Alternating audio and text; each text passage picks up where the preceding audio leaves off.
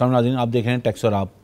पाकिस्तान की इकॉनमी के लिए जब तक आप रेवेन्यू स्ट्रीम नहीं तलाश करेंगे, जब तक पाकिस्तान की एक रेवेन्यू स्ट्रीम नहीं होगी, जब तक ये सूरत हाल बेहतर नहीं होगी, इकॉनमी इसी तरह स्ट्रगल करती रहेगी, क्योंकि आप इमदाद और खैरात पे ही चल रहे हैं। जब तक आपके पास टैक्स का सही निज़ाम नहीं होगा, टैक्स रेवेन्यू नहीं होगा, नॉन टैक्स रेवेन्यू नहीं होगा अपना, जब तक पाकिस्तान का जो ये टैक्स निज़ाम है ये स्ट्रगल करता रहेगा। आप हुकूमत को अपने अखराजात पे भी नज़र रखनी पड़ेगी। लेकिन इन सब बातों के साथ सबसे इम्पॉर्टेंट ये कि हम सबको सही टैक्स अदा करना है और हुकूमत को अपने अखराजात को कम करना है। जब भी ये मसाइल हल होंगे, जब भी इकॉनमी बेहतर होगी, जब भी आपके रुपए में ताकत आएगी और फिर जो है आम आदमी को उसके समरात मिलेंगे। लेकिन ये ज़रूरी ये है कि हुकूमत को ये देखना होगा कि जो पोटेंशियल हमारा, उस पोटेंशियल पर रेवेन्यू कलेक्शन किया जाए। जब रेवेन्यू कलेक्शन की हम बात करते हैं तो हम हमेशा वो नंबर्स लेके आते हैं जो हमें डोनर एजेंसीज़ दे रही होती हैं। हमें अपना एक जो है जियो मैपिंग करनी पड़ेगी, हमें अपनी एक होमवर्क करना पड़ेगा, जिसके साथ अपने डेमोग्राफ के साथ अपनी बिज़नेस जो हमारे बिज़नेस हो रहे हैं उनके मुताबिक हमें अपना पोटेंशियल चेक करना पड़ेगा। पाकिस्तान का पोटेंशियल बहुत है टैक्स में, और अगर सही पोटेंशियल पे जो है पाकिस्तान का रेवेन्यू कलेक्शन शुरू हो जाए तो पाकिस्तान को किसी इमदाद की ज़रूरत नहीं होगी और पाकिस्तान के सारे अखराजात भी पूरे होंगे। लेकिन उसके बावजूद भी हुकूमत को हुकूमत में रहते हुए किसी टैक्स पैसे पे अय्याशी करने का कोई हक़ नहीं है। ये अवाम का पैसा है और ये अवाम पे ही खर्च होना है। हमें यहाँ ब्रेक लेना है, ब्रेक से वापस आएंगे तो अपने मेहमानों से बात करेंगे और बता दें ब्रेक के बाद।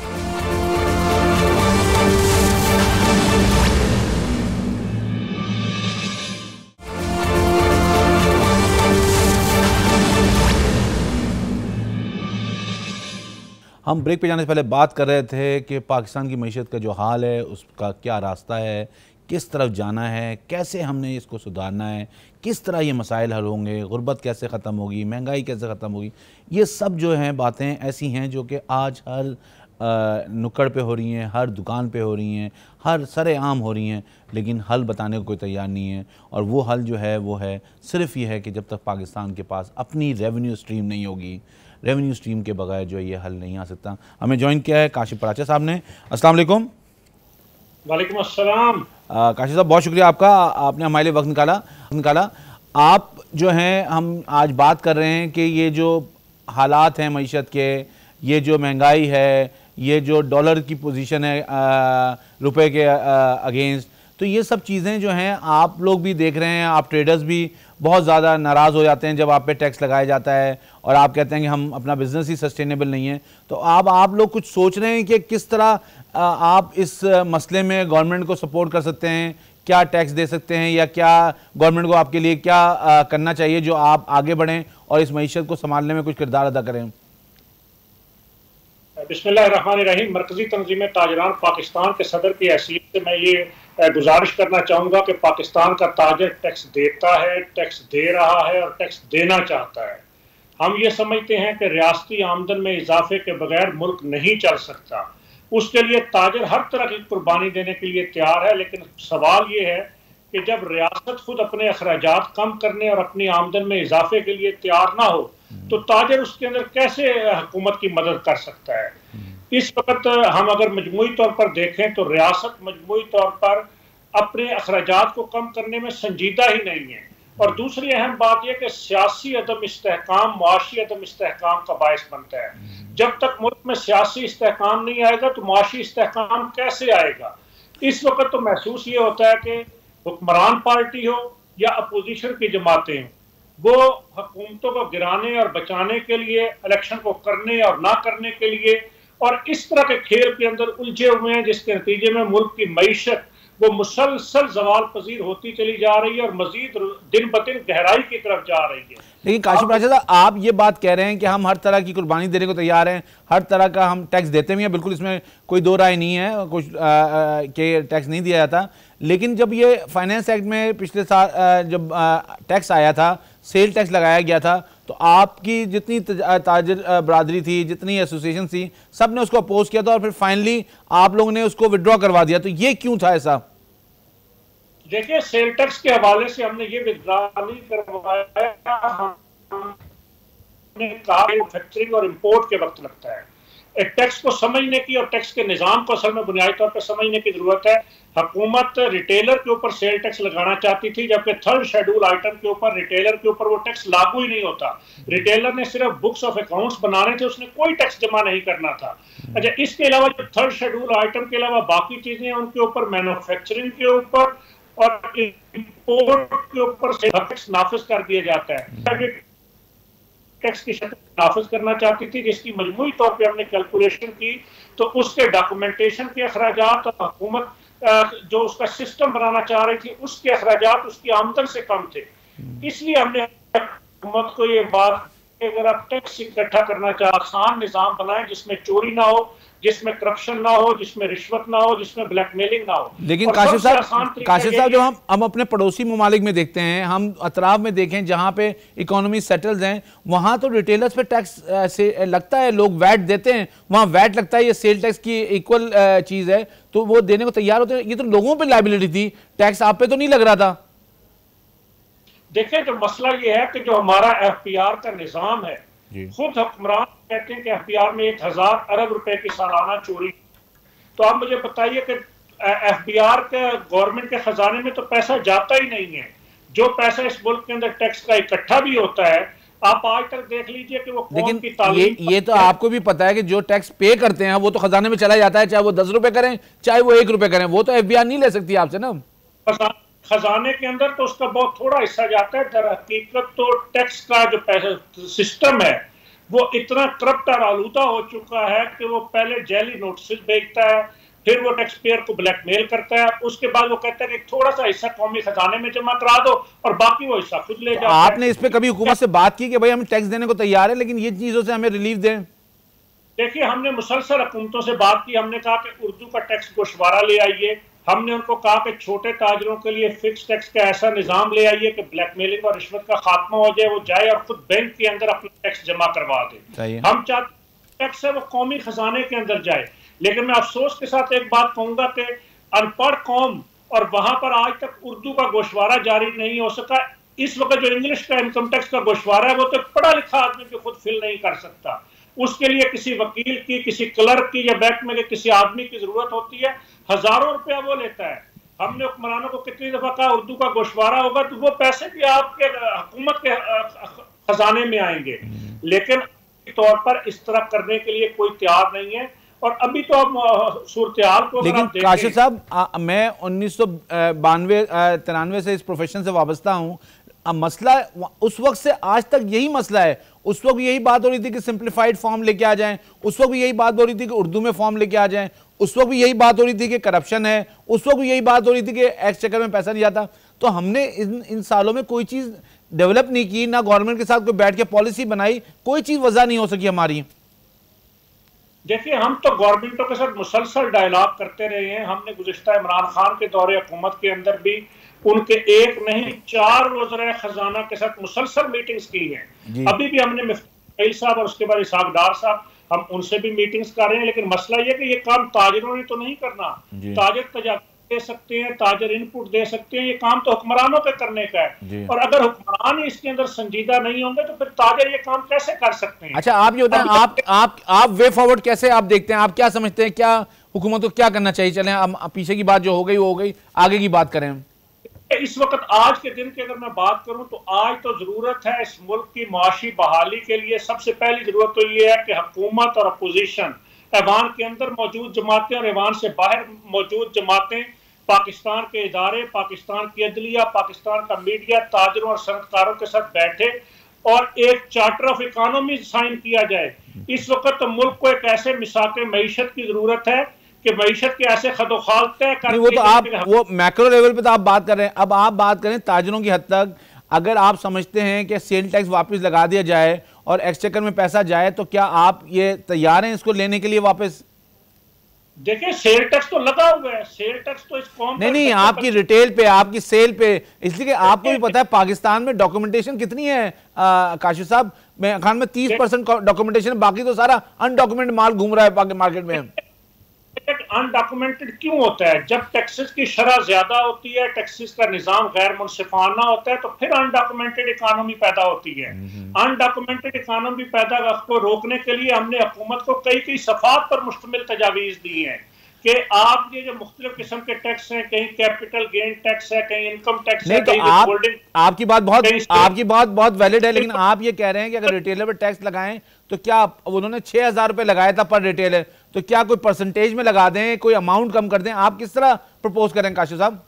देखिए, इसको प्रपोज हमने किया, हमने पूरा एक चार्ट बनाकर गवर्नमेंट को दिया, जिसको गवर्नमेंट ने तस्लीम किया। हमने कहा छोटे ताजरों के लिए आप फिक्स टैक्स का निजाम ले आए, उसको हमने की बुनियाद पे तजवीज किया। हुकूमत ने काशिफ साहब, फिक्स टैक्स का मतलब कितने अमाउंट की बात कर रहे हैं हम? देखिए, वो उसके अंदर अमाउंट हजारों से लेकर लाखों और करोड़ों तक की अमाउंट्स हैं टैक्स की, टर्नओवर के मुताबिक टैक्स है। देखिए, इन्होंने जो टैक्स लाने की कोशिश की वो ये रकबे के ऊपर लेके आ रहे थे। आप मुझे बताइए, कहीं रकबे के ऊपर भी टैक्स होता है? टैक्स तो आमदन के ऊपर होता है। सही है। ये खुद ऐसा आते हैं जिसके नतीजे में एहतजाज हो, जिसके नतीजे में उस पर अमल दरामद ना हो और इनका वो फरसूदा निजाम चलता है। तो आप क्या कह रहे, फिक्स टैक्स कितना 10,000 रुपए पर रिटेलर लगाया जाए? किस तरह आप कह रहे हैं छोटे ताजरों में किस तरह टैक्स? फिक्स टैक्स रिटेलर के ऊपर इस तरह फिक्स नहीं हो सकता। वो मुख्तलिफ कारोबारों के ऊपर उनके आमदन के मुताबिक लगना है, उसके टर्नओवर के मुताबिक लगना है, उसकी सालाना सेल कितनी है उसके मुताबिक लगना है। और वो एक छोटे खोखे और एक छोटे से जो खोखे वाला या हट्टी वाला है, उससे 2,000 रुपए से लेकर और वो कई लाख रुपए तक टैक्स है जो हमने खुद तजवीज किया है, लेकिन हुकूमत उस तरफ आने के लिए तैयार ही नहीं। तो आप ये कह रहे हैं कि इनकम टैक्स, सेल टैक्स मिला के आप एक टैक्स ले लें, फिक्स टैक्स? जी, एक फिक्स टैक्स हो और वो कौमी खजाने के अंदर जाए, उसमें रिश्वत और ब्लैकमेलिंग खत्म हो जाएगी। लेकिन ये उस तरफ नहीं आना चाहते। लेकिन सर, इससे काशिफ साहब, इससे डॉक्यूमेंटेशन तो नहीं होगी ना? इससे जी डॉक्यूमेंटेशन तो नहीं होगी। देखिए, डॉक्यूमेंटेशन क्या सिर्फ कागजों का पेट भरना मकसूद है? तो वो तो ये रियासत नहीं, डॉक्यूमेंटेशन का मतलब ये नहीं है। डॉक्यूमेंटेशन का मतलब ये है कि आपके पास जिसने माल लाके दिया उसका पता चलना चाहिए, उससे जिसने माल लिया उसका पता चलना चाहिए, उससे जिसने माल लिया उसका पता चलना चाहिए। जी, वो पता चलाने के चक्कर में तो इस रियासत को लूट कर 126 बिलियन डॉलर इन हुक्मरानों ने कर्जा चढ़ा दिया है। सही है। कौम तो दे रही है कर्जा, कौम ने तो कर्जा इन हुक्मरानों ने लिया जो मुख्तलिफ अदवार में रहे। आज डॉलर की कीमत इनसे कंट्रोल नहीं हो रही, आज अफरात-ए-ज़र है, आज महंगाई है, मुसलसल बंद होती हुई सनतों की सूरत हाल देख लें, डी इंडस्ट्रियलाइजेशन की सूरत हाल देख लें, डॉलर ना होने की वजह और करंट अकाउंट खसारे देख लें। ये ताजरों ने तो नहीं किए, ये तो हुक्मरानों की अयाशियों ने मुल्क को इसने पहुंचाया है। ठीक है, तो आप ये कह रहे हैं कि फिक्स, ठीक है, आपकी बात ये आ गई कि फिक्स टैक्स लगाया जाए। अब गवर्नमेंट उसको कैसे देखती है ये आने वाला वक्त बताएगा। बहुत शुक्रिया काशिफ राशिद साहब हमारे साथ मौजूद थे। उन्होंने बड़े अंदाज में दिया कि हुकूमत ने कर्जा लिया है, हुकूमतों ने कर्जा लिया है, जिसकी जब हुकूमत थी उसने कर्जा लिया। उन्होंने कभी वाज़ेह प्लान नहीं दिखाया गया। उन्होंने कहा चार्टर इकॉनमी साइन होना चाहिए। उन्होंने कहा कि जी उनको आप फिक्स टैक्स रिजीम में ले आएँ जहाँ सेल टैक्स, इनकम टैक्स की कोई वो नहीं है और दोनों मिला के एक ताजर से टैक्स दिया जाए। जब डॉक्यूमेंटेशन की बात की तो उन्होंने कहा डॉक्यूमेंटेशन की ये जो बहस है इसकी वजह से ही कर्जे बढ़ते जा रहे हैं, मकरूज होते जा रहे हैं, क्योंकि हम सही टैक्स निज़ाम वज़ा नहीं कर सकते। अब ये मेरे ख्याल में वक्त की ज़रूरत है कि ताजर बरादरी के साथ हुकूमत बैठे, डायलॉग करें और देखें कि बेस्ट प्रैक्टिसेस क्या हैं दुनिया में, ट्रेडर्स कैसे टैक्स होते हैं, रिटेलर्स को कैसे टैक्स किया जाता है, और उसके बाद भी जो है एक पॉलिसी और एक कानून वज़ा किया जाए। हमें यहाँ ब्रेक लेना है, ब्रेक से वापस आएंगे तो अपने दूसरे मेहमान से बात करेंगे। वापस आते हैं ब्रेक के बाद।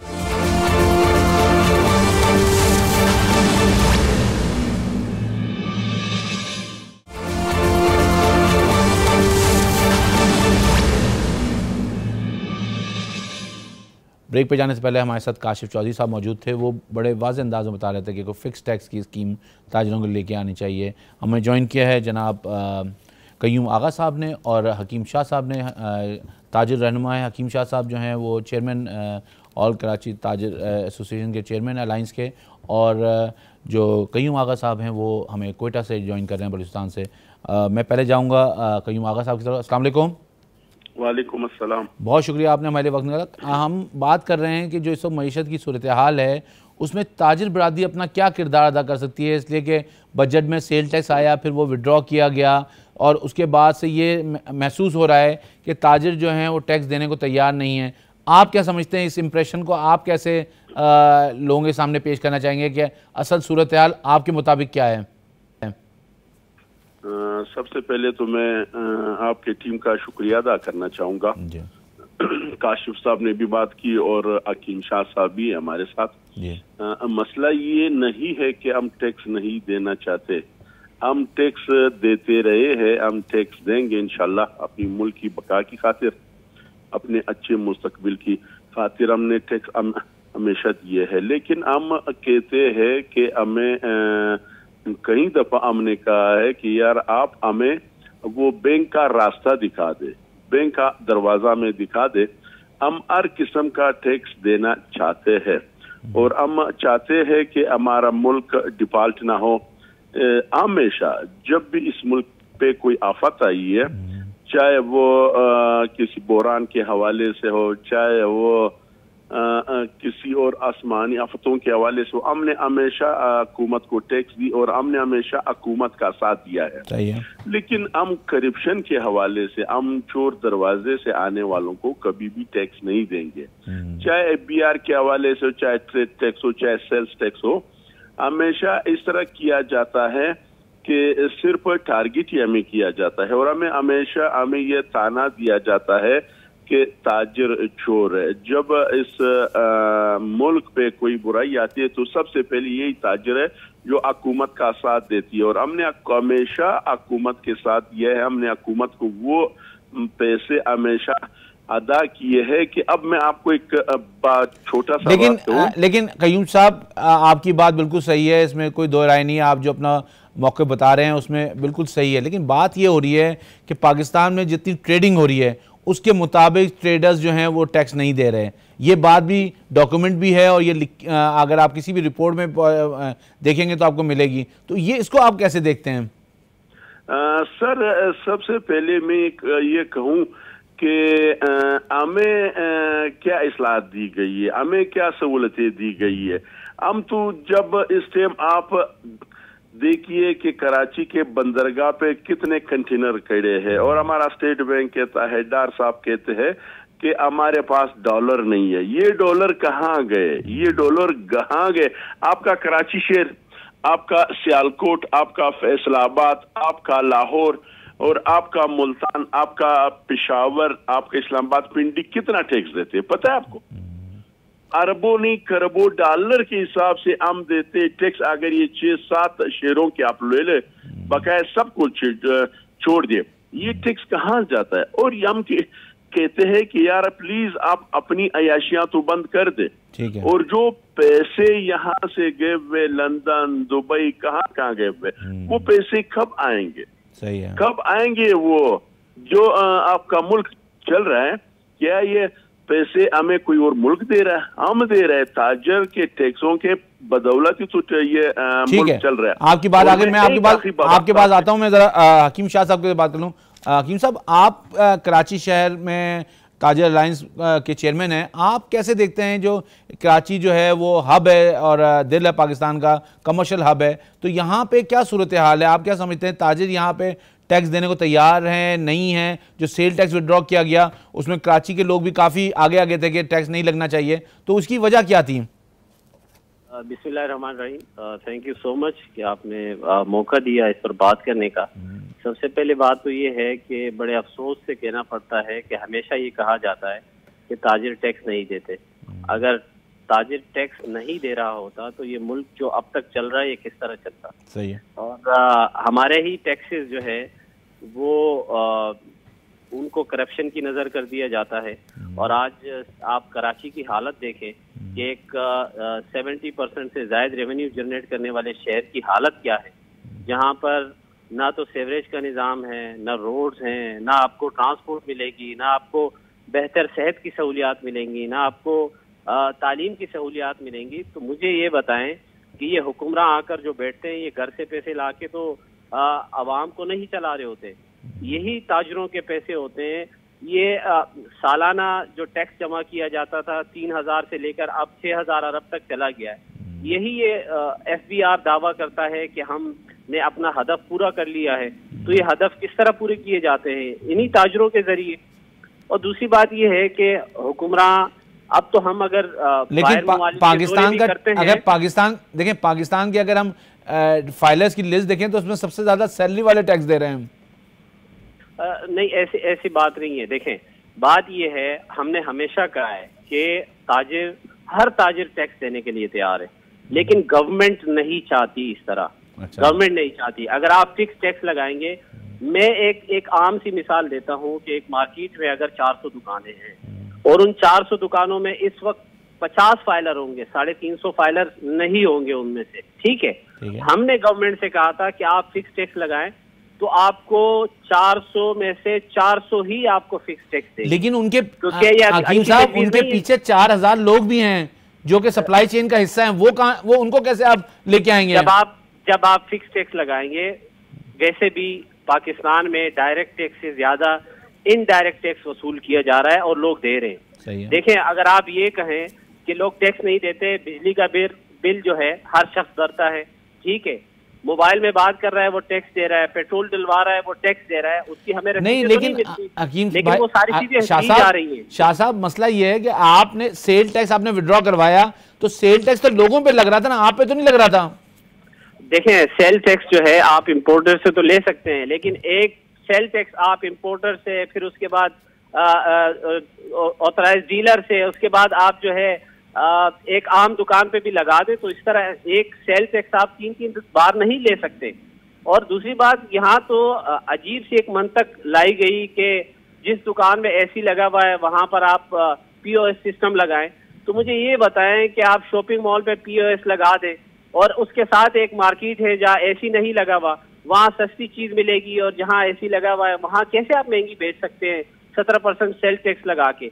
तो ये हमेशा गलती ये होती है हुक्मरानों की कि वो अपने मफादात के लिए काम करते हैं, अवाम की मफादात के लिए नहीं करते। हम तो ये समझते हैं कि कोई भी नहीं, लेकिन क्या पहले ताजिरों से, स्टेक होल्डर से मशवरा किया जाए। क्या आप समझते हैं कि डॉक्यूमेंटेशन से घबरा रहे हैं ताजिर?